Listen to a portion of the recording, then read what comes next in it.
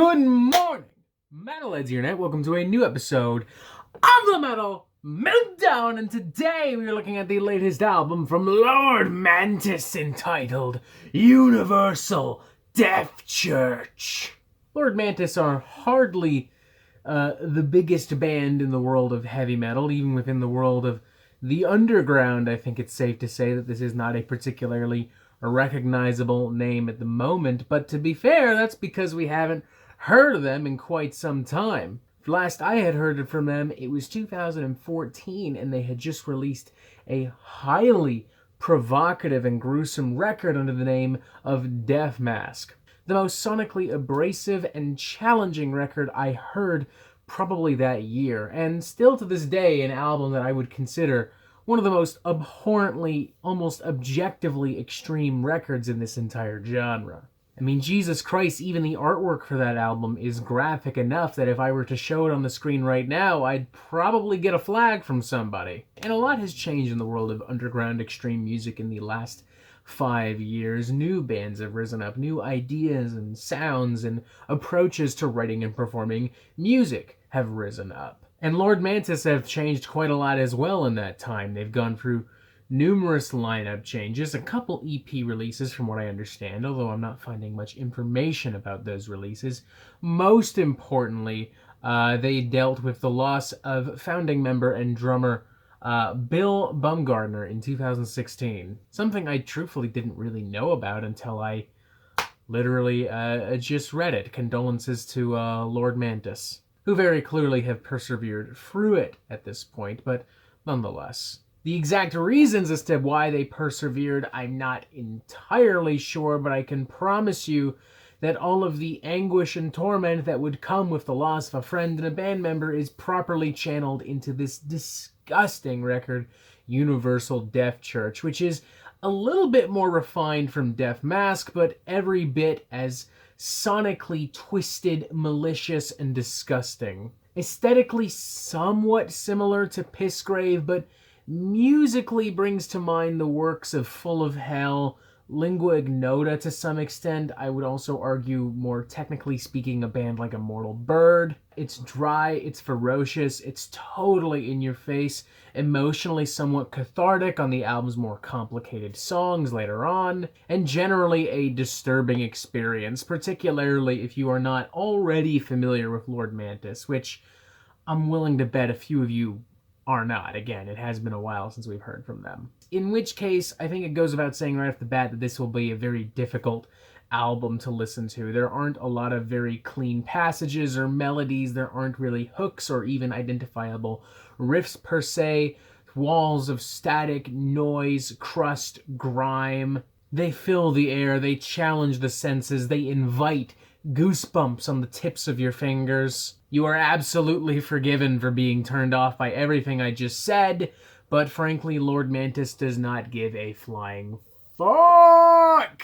And on the flip side, that itself, at least for those who have been intrigued by everything I've said so far, will be a highlight of the record. I mean, there is a lot of fun dissecting the intricacies and sonic challenges of this album, particularly on the latter half, which actually has some pretty ambitious songcraft from the band. Take, for instance, a track like Damocles' Fall, which starts off on some pretty slow, pulsing, groovy riffs, accelerated and highlighted by scorching blasts of white noise and abrasive vocals, becoming particularly frightening as the track moves on, with synths and keyboards hanging in the background over a steady pace of drumming and guitar sprawls. Or for that matter, the 9-minute closing track and, frankly, album highlight, Hole, which combines everything that Lord Mantis has executed so well across the record and combines it with this almost cinematic, Mastodon-esque sense of size and scale.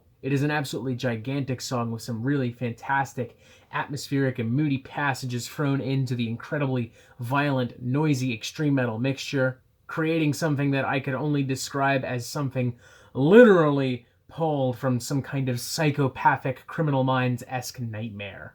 And props to the band on Low Entropy Necrosis as well for taking the standard death metal interlude found on nearly every fucking record out there and turning it into this really interesting, really inviting, psychedelic, acoustic passage that's still every bit as haunting and engaging as some of the most violent cuts on here.